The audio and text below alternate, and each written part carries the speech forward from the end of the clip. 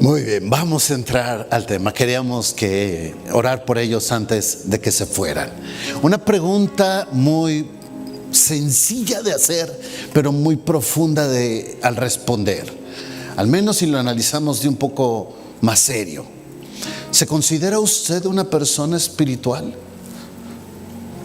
Qué difícil tan solo analizar qué representa esta pregunta. ¿Eres una persona espiritual? Introduzcamos con una idea. Toda persona que se compromete en algo, que tiene una visión, anhela que ello que va a hacer tenga éxito o tenga una función plena en las condiciones propias a las cuales se va a comprometer. Si hablamos, por ejemplo, de un deportista, el deportista busca ser excelente, busca ser el mejor, busca ganar en su área, en su disciplina, porque eso representaría el buen trabajo, la buena labor de todo aquello con lo cual está comprometido. Si hablamos de una persona de negocios no va a despreciar un proyecto que represente una buena utilidad, una buena ganancia, si tiene todos los parámetros propios que está dentro de su referencia de valores. ¿Por qué? Porque al final de cuentas para eso están, para eso se proponen, esa es la meta. Y cada persona que establece una dinámica de vida, establece un proyecto y a través de ese proyecto busca que dicho proyecto sea exitoso. Esa es la razón de ser. Y muchas veces en esa dinámica, en ese anhelo, nosotros mismos nos saboteamos esos proyectos. Echamos a perder esos proyectos que originalmente tendrían su razón de ser.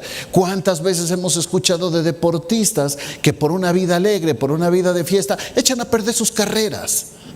Y sucede lamentablemente, ¿no? Esta es una dinámica que asumimos no debiera de suceder. No debiéramos de sabotear nuestro propio proyecto. Nosotros somos hijos de Dios y estamos llamados a vivir una vida espiritual.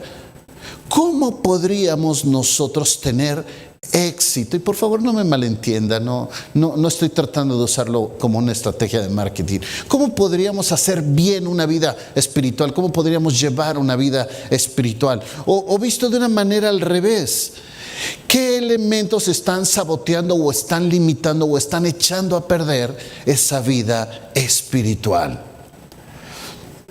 Hoy iniciamos una nueva serie. La semana pasada terminamos la fe y la economía y podemos ver esos mensajes en la página de la iglesia, en YouTube y ahora también en Spotify. En la mañana estaba revisando, ya está cargada toda la serie pasada que terminamos el domingo pasado. Esta nueva serie es un poco más teológica que la anterior. Pero esperamos encontrar elementos profundamente prácticos. La hemos llamado Los Hechos del Espíritu Santo. Estaremos estudiando a través del libro de los Hechos algunos pasajes clave que narran la obra y el ministerio de la tercera persona de la Trinidad. Y trataremos de mostrar cómo es que ese ministerio tiene una relevancia directa para nosotros, una pertinencia fundamental en nuestras vidas. Así que vamos a introducir la serie. Presento esta premisa. El Espíritu de Dios es la persona de la Trinidad que capacita al Hijo de Dios para vivir lo que llamamos la vida en el Espíritu. Repito, el Espíritu de Dios es la persona de la Trinidad que capacita al Hijo de Dios, es decir, a usted y a mí, para vivir lo que llamamos una vida en el Espíritu. Al menos eso es lo que pretendemos aclarar en esto. En la Escritura podemos encontrar diferentes expresiones donde se hace una marcada diferencia entre una persona que está gobernada por el Espíritu Santo y cuando este gobierno del Espíritu Santo queda ausente y cómo reacciona la persona sin el Espíritu de Dios. Tal vez recuerda usted la persona de Sansón, una historia que se ha llegado hasta a utilizar de diferentes maneras para la educación con los niños y a veces se pierde el enfoque de la verdadera historia y lo que hay detrás, al grado tal que decimos, ay, es que Sansón tenía su fuerza en su cabello, ¿no? Y mientras tuvo el cabello grande, era una persona que era muy fuerte, ¿no? Y después Dalila lo engaña, lo convence, trató, falló varias veces, pero en una de esas logró cortarle el cabello, logró convencerlo. Sansón le confiesa lo que había sucedido y después de esto perdió su fuerza. Y no vemos lo que está detrás. El voto que Sansón había hecho es un voto que le llamamos voto nazareo. El voto nazareo es aquel que representa: no voy a cortar mi cabello porque esto es una señal de un pacto que he hecho con Dios. Y dice en el libro de Jueces, capítulo 16, verso 20, cuando le cortan su cabello a Sansón, dice: pero él no sabía que Jehová ya se había apartado de él.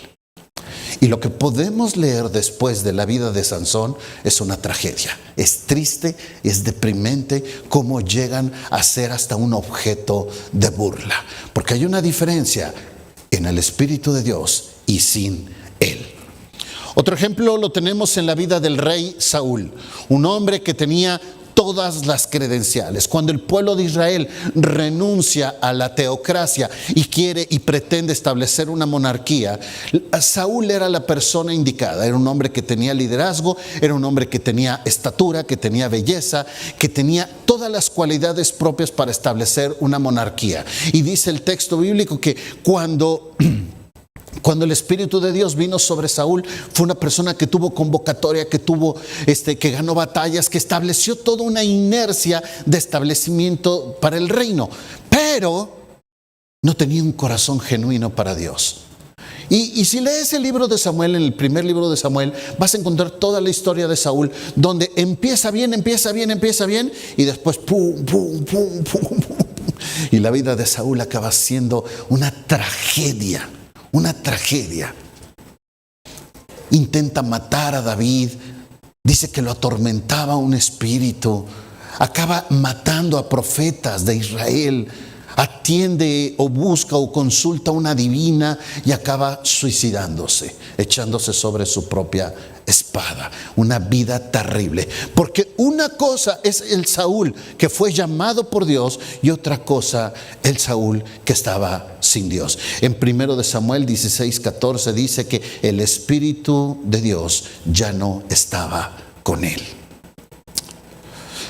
Por esa razón, cuando David cae en pecado, suplica a Dios en el Salmo 51:11.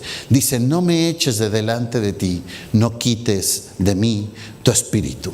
Por supuesto, para nosotros hoy es diferente, pues la promesa del Espíritu Santo para nosotros es permanente.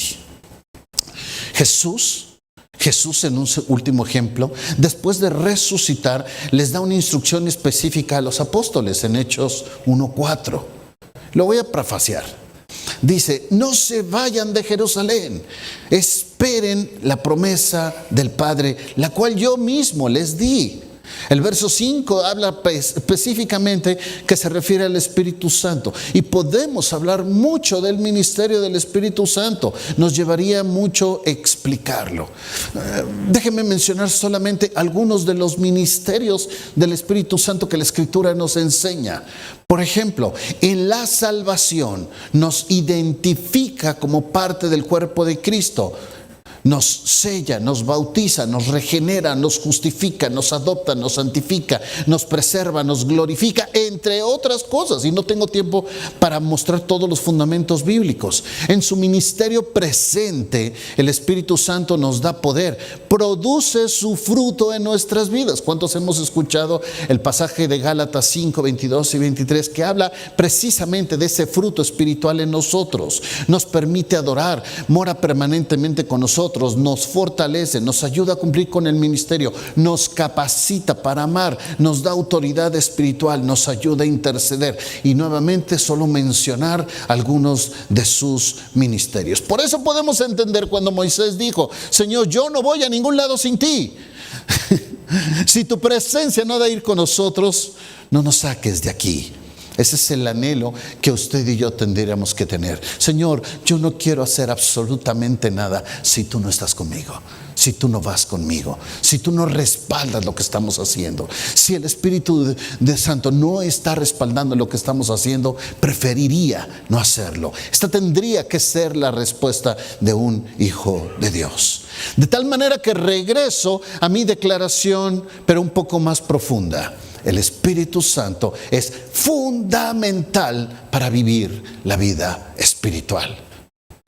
Pareciera muy obvio lo que estoy diciendo, pero no lo resulta ser en la práctica. No podemos hablar de vida espiritual sin el Espíritu de Dios. A pesar de que muchos digan, yo soy una persona espiritual, y se refieren a otra cosa. De esto vamos a hablar los próximos domingos. La diferencia de hacer las cosas con Dios. Si usted y yo construimos una vida que se fundamenta en asistir a una iglesia, en hacer ciertas cosas como el servicio, en construir algunas disciplinas, en guardar una moral, en ser un ejemplo para otras personas, usted está básicamente construyendo una vida religiosa. Y no es necesariamente malo, es bueno. Pero puede ser una vida religiosa sin el Espíritu Santo. Puede ser solamente eso, religión. Y cuando el Espíritu Santo llega, no está hablando de religión, está hablando de transformación. Y eso hace toda la diferencia. Una dinámica que no vaya solamente apelando a la conducta, sino a la transformación. A la transformación. De eso vamos a hablar en esta serie. Así que hablaremos entonces hoy del primer hecho del Espíritu Santo, una predicación que tiene la capacidad de transformar, una predicación que tiene la capacidad de modificar un entorno, de cambiar vidas. La predicación poderosa. Acompáñenme a Hechos capítulo 2 y vamos rápidamente a algunos textos, algunos pasajes de este capítulo. Hechos capítulo 2.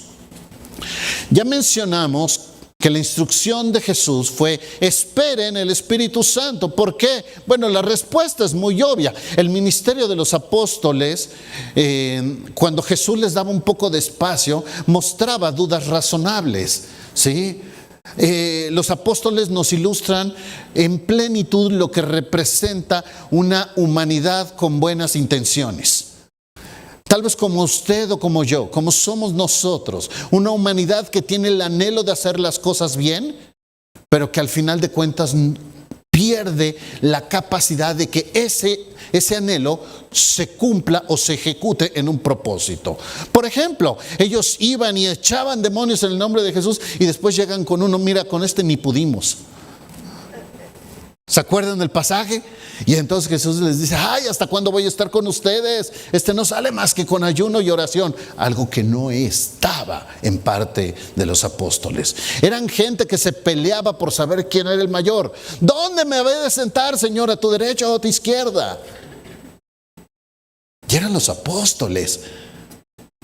¿Qué me voy a ganar? ¿Qué me vas a dar por servirte?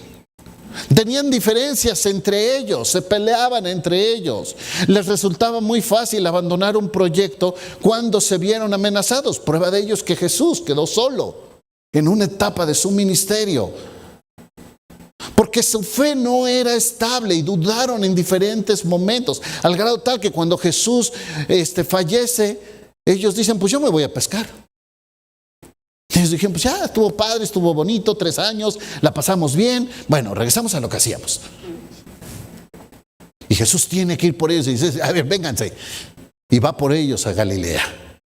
Porque los apóstoles tenían serios arranques de carnalidad. No crea que el título o el mote hijos del trueno es de la nada. Eran personas como usted y como yo, luchando con propias pasiones, a pesar de que habían estado con Jesús, a pesar de que tenían buenas intenciones. Muy parecidos a nosotros. Por eso es que este momento es crucial. Dios utiliza la fiesta de Pentecostés, una fiesta judía que se celebra 50 días después de la Pascua, para hacer la manifestación del Espíritu Santo. Y leemos a partir del verso 1. Cuando llegó el día de Pentecostés, estaban todos unánimes juntos, y de repente vino del cielo un estruendo como de un viento recio que soplaba, el cual llenó la casa donde estaban sentados, y se les aparecieron lenguas repartidas como de fuego. Y asentándose sobre cada uno de ellos, fueron todos llenos del Espíritu Santo y comenzaron a hablar en otras lenguas, según el Espíritu les daba que hablasen. El pasaje nos explica básicamente tres cosas. Dice, se escuchó un estruendo de un fuerte viento. Tal vez para nosotros en el contexto de Puebla esto cuesta trabajo entenderlo, porque vivimos en un valle, en un contexto donde estamos rodeados de montañas, y eso inhibe la potencia de los vientos. De manera tal que no sabemos en esta ciudad que se representa, que haya un tornado o las influencias o el impacto de un huracán. Pero si usted ha estado en un entorno donde hay tornados y huracanes, sabe de lo que estoy hablando. Aquí podemos tener vitrales grandes en nuestras casas dando hacia la calle. Allá tienes que poner maderas, porque si no, los vientos rompen los vidrios. Y no puedes dejar cosas ahí afuera, que el juguete, que esto, que aquello, que la bicicleta, porque el carrito puede salir volando con un fuerte viento. Nosotros aquí en este contexto no entendemos, pero si usted ha estado en esos contextos donde hay fuertes vientos, sabe lo que está hablando el pasaje. Un fuerte viento, un estruendo, una condición que modificó toda la realidad, que llamó la atención de forma considerable en ese lugar, de manera tal que no pudieron permanecer desapercibidos de esa realidad. Esta era la condición cuando dice el texto, descendieron como llamas de fuego sobre las personas. Esta es la forma en la cual Lucas explica lo que sucedió. Dice que si usted ha visto la llama, por ejemplo, de un encendedor, sabe cómo se forma la llamita. Lo que está diciendo Lucas es, así se veían como llamitas que bajaban sobre las personas. Así lo explica. ¿Fue así? La verdad no lo sé, pero fue lo que se le ocurrió a Lucas para explicar lo que estaba viendo. Había algo que descendía sobre las personas. Y dice que después empezaron a hablar otros idiomas. Aquí es donde se hace manifiesto la capacidad para hablar. Digo idiomas porque en los versos 5 al 11, si usted los lee, habla precisamente de idiomas. Y habla de diferentes lenguas. Dice, otras personas estaban hablando en su propio idioma.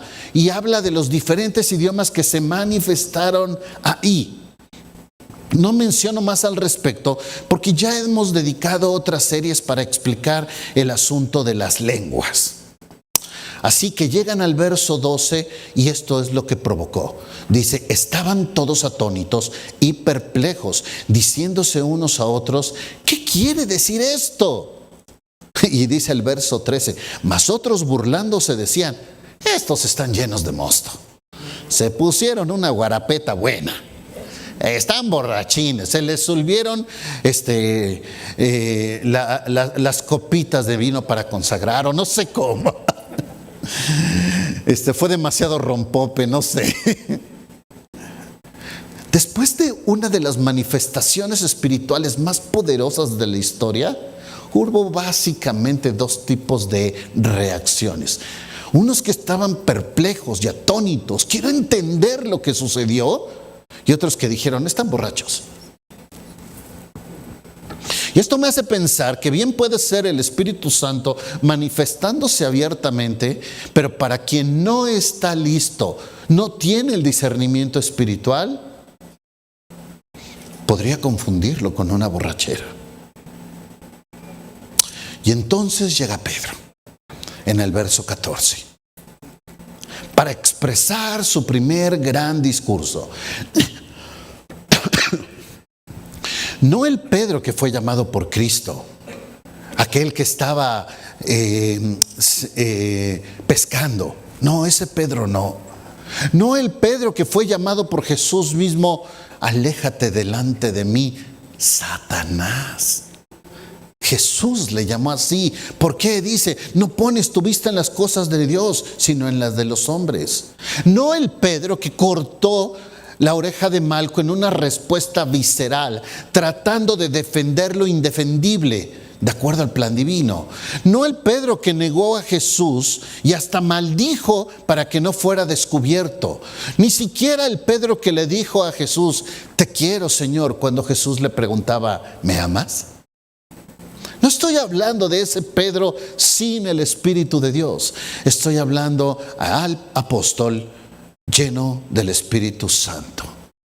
Y cuando alguien está lleno del Espíritu Santo, su discurso tiene poder.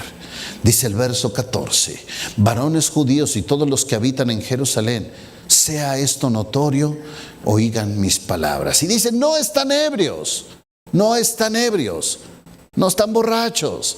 Y después de eso va directamente a la Escritura. Directamente a la Escritura. Y cita la palabra de Dios. Pedro, un pescador, hace referencia a aquello que va a dar autoridad a su discurso. Y cita 3 textos bíblicos. Joel capítulo 2, verso 28 al 32, el Salmo 116 y el Salmo 110. ¿Por qué hace esto Pedro? Porque no es lo que yo digo, es lo que Dios dice. No es lo que a mí se me ocurrió. Les estoy tratando de explicar lo que Dios ya expresó. Y por lo tanto, mi discurso tiene autoridad porque viene de Dios, no de mí. Y después habla de la narración histórica, la resurrección de Cristo, que fue hecha por Dios mismo, al grado tal que en el verso 36 dice una conclusión. Dios ha hecho a Jesús Señor y Cristo. Yo no sé qué tan buen orador era Pedro. No sé si era de esos que apelan a la enseñanza o a la administración. Y si apelaba a la acción o a las emociones. Ni siquiera creo que tuviera la condición idónea para poder estar predicando. Yo creo que aquí en este auditorio estamos alrededor de 400 personas, a lo mucho, promedio más o menos, y estamos en un auditorio donde tenemos toda una tecnología a nuestro favor. Puede usar un micrófono, hay bocinas, hay toda una serie de cosas que facilitan las condiciones. En el contexto donde Pedro estaba predicando, dice que había como 3,000 personas. No había micrófonos. Imagínate a todos los niños corriendo, todos los distractores posibles, todos los contextos en su contra. Y ahí está Pedro predicando. ¿Por qué? Porque hay una diferencia. Es el Espíritu Santo, es el que está dando el discurso. Y dice en el verso 37 que la audiencia respondió de la siguiente manera. Al oír esto se compungieron de corazón y dijeron a Pedro y a los otros apóstoles, varones hermanos, ¿qué haremos? Y este es el inicio de todo cambio, cuando llegamos delante de la presencia de Dios con la actitud correcta. Dios, ¿qué quieres que haga? Porque esto parte de una premisa. Entiendo que Dios está pidiendo algo de mí que no es lo que estoy haciendo y representa un cambio en mi conducta, en mi acción, en mi proceder. Cuando yo llego delante de Dios sin argumentos, sin cuestionamientos, sin tampoco limitaciones, sino realmente estoy diciéndole, Señor, aquí estoy, Padre, ¿qué quieres que haga? Aquí estoy. Y si lo analizas de fondo, este es el inicio que sustenta lo que nosotros llamamos el arrepentimiento. Quiero cambiar mi mente, un cambio en la forma de pensar. Y en los versos posteriores, Pedro explica claramente lo que procede. Mencionó las instrucciones directas. Básicamente les dice 2 cosas: arrepiéntense y bautícense. Punto. Y entonces recibirán el Espíritu Santo. Vean conmigo qué pasa en el verso 41. Así que los que recibieron la palabra, ¿qué? Fueron bautizados. Ah, caray, aquí hay algo muy interesante. Pedro les dijo, arrepiéntense y bautícense. ¿Y qué procede entonces? Me bautizo. Qué obvio, ¿verdad?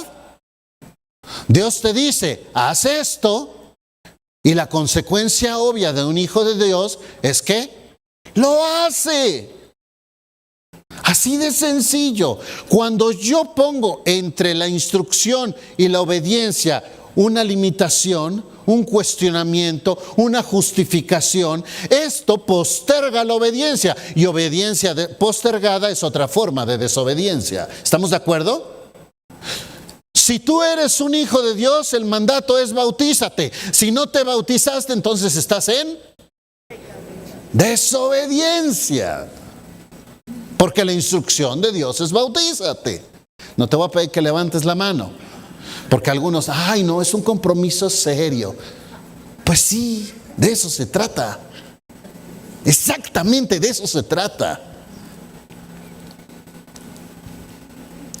Cuando uno pone algo entre la instrucción y la obediencia, y en medio de eso pone el cuestionamiento, cualquier justificación, cualquier cosa, ahí es donde Satanás aprovecha para involucrar todo un asunto que lleve a la postergación. Y eso es el inicio de toda perdición. Dice el texto en el verso 41, y se añadieron aquel día como 3,000 personas. El resultado en la congregación es por demás asombroso, no solo por el número de convertidos, sino por las acciones concretas a las cuales ellos se involucran. Mira lo que dice el verso 42. Preservaban en la doctrina de los apóstoles, en la comunión unos con otros, en el partimiento del pan y en las oraciones. No conozco un orador tan exitoso como Pedro. Y es que, nuevamente, no es Pedro, es el Espíritu Santo. Así que veamos algunas cosas que podemos aprender de estos pasajes. Algunos elementos que puedan ser aplicables para nosotros hoy día. Primero, es necesaria la revelación de Dios para entender. Es necesario el Espíritu Santo para que haya revelación. Algunos de los que estuvieron en la fiesta de Pentecostés dijeron, es verdad. Y otros dijeron, están borrachos. Y puede ser que no tienen la capacidad para entender lo que estaba sucediendo, pues hasta en esto obra el Espíritu Santo. Dice 1 Corintios capítulo 2 verso 14, el hombre natural no percibe las cosas que son del Espíritu de Dios, porque para él son locura y no las puede entender, porque hay que discernirlas espiritualmente. Así que para ti, que tú eres un hijo de Dios, no esperes que una persona que no conozca a Cristo entienda lo que hacemos. Les va a costar mucho trabajo entenderlos, porque es preciso el Espíritu de Dios. No esperes que entiendan tu proceder. ¿Por qué? Porque no van a entender qué es integridad. No lo van a entender. No van a entender por qué la santidad. No van a entender por qué es importante la lealtad, el perdón o la misericordia. No van a entender lo que significa el amor bíblico. ¿Y por qué no lo van a entender? Porque se precisa tener el Espíritu de Dios para que lo entiendan. Así que no te desgastes tratando de explicar eso, porque ellos te van a decir dos cosas: o estás loco o estás borracho. No te desgastes. No te claves en esto, dicen los chavos. No lo van a entender. No van a entenderlo. Segundo aspecto, el éxito espiritual de toda palabra corresponde al Espíritu Santo. Y cuando podemos entender esto, adiós orgullo, adiós vanagloria, adiós estrellitas. Porque el único que convence de pecado, de justicia y de juicio es el Consolador, el Espíritu Santo, el único capaz de guiarnos a toda verdad, según Juan 16:8. El mejor orador, el mejor maestro, su función máxima es de ser una bocina. Una bocina solamente. Estamos solamente para comunicar lo que hemos recibido. Por cierto, cuando veas que una bocina se quiere poner una medallita, pues ya sabes por dónde va la bocina. ¿Cuánto tiempo tienes congregándote en la iglesia y ni siquiera volteas a ver las bocinas? ¿Por qué? Porque el único propósito es comunicar. Y si las escuchaste, cumplieron su razón de ser. Luego nosotros vamos ahí, vamos en el súper, espérate, vente por acá porque ahí está el pastor. A ver, yo soy otro ser humano igual que tú, con pasiones, con defectos, con situaciones con las cuales estoy luchando. Son cosas con las cuales yo vivo. No te preocupe lo que piensa el predicador, el líder, el pastor de tu iglesia. Preocúpate por lo que piensa Cristo. Preocúpate por lo que piensa el Espíritu Santo, que por cierto, si has hecho una decisión por Cristo, vive dentro de ti.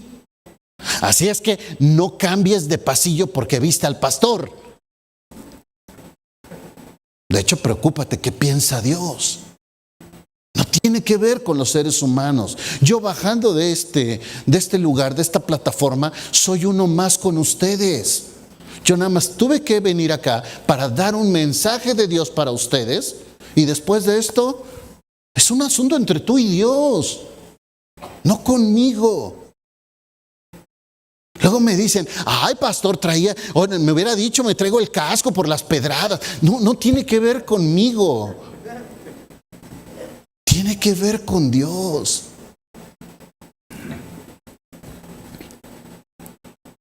Algunos de nosotros en esta dinámica entramos en el contexto. Sí, le voy a predicar y le voy a decir, le voy a mostrar la Biblia. Y ahí lo agarras a bibliazos. Y lo único que haces es que te odien, pensando que eres tú el que convences. Tú no convences. Es el Espíritu de Dios. Deja de asumirte ministerios. Tú no convences, es Dios. Predica, sí, pero no seas imprudente. Hay momentos, quieres predicar, busca, pídele al Señor, dame la oportunidad donde haya una necesidad específica. Señor, que te necesiten a ti, no a mí, a ti, para que yo pueda predicar de ti. Tercer elemento, cuando somos confrontados por el Espíritu Santo, solo tienes dos opciones. O lo ignoras o lo obedeces. O lo ignoras o lo obedeces. No hay otra opción. ¿Sí? Señor, ¿qué hago? Fue la actitud de Pablo. Cayó del caballo. Señor, ¿quién eres tú? Soy Jesús. ¿Qué quieres que haga? Eso es. De eso se trata. De eso se trata. Algunos de nosotros en esta dinámica establecemos toda una serie de argumentaciones. Señor, sí, ya sé que tú, lo que dice tu palabra, pero, y ese pero implica toda una serie de justificaciones. Es algo que es muy sencillo de entender. Si Dios ya te mostró algo, hazlo. Si Dios ya te dijo, esto no es correcto, ¿qué haces jugándole al valiente? Hace ratito pasaba una chica y estábamos en la mesa del retiro de varones y dice, Dios me dijo que me viniera a saludar. Ya iba así, dice, no, mejor me regreso y lo saludo. Le digo, ya ves, tan sencillo que es. Si Dios ya te lo dijo, ¿para qué le buscas? El pueblo de Dios, el pueblo de Israel, transformó su dinámica de relaciones solamente a partir de este evento. Porque dice que cambió su relación con Dios, porque permanecía, dice el texto, en la doctrina y en la oración. La doctrina es la enseñanza de Dios, la oración, tu comunión con Dios. Ok, en su relación con Dios estaban bien, pero también en su relación con otros.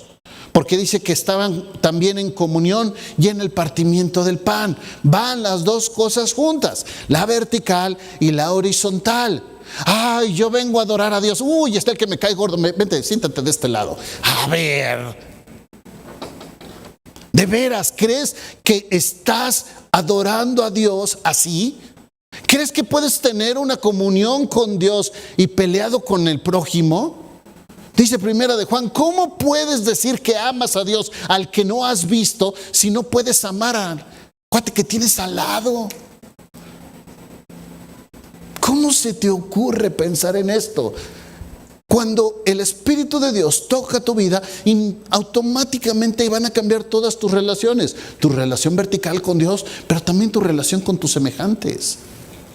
Una referencia para que se la lleven.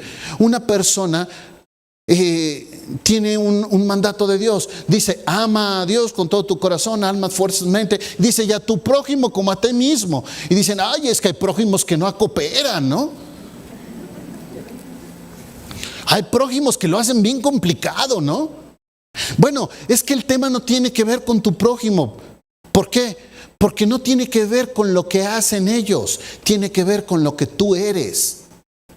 Y si tú eres una nueva criatura, y si tú crucificaste tus pasiones y tus deseos en la cruz para vivir una nueva vida en Cristo, si tú vives esta nueva naturaleza en el Espíritu Santo, eso es lo que te capacita para amar al que no se deja amar.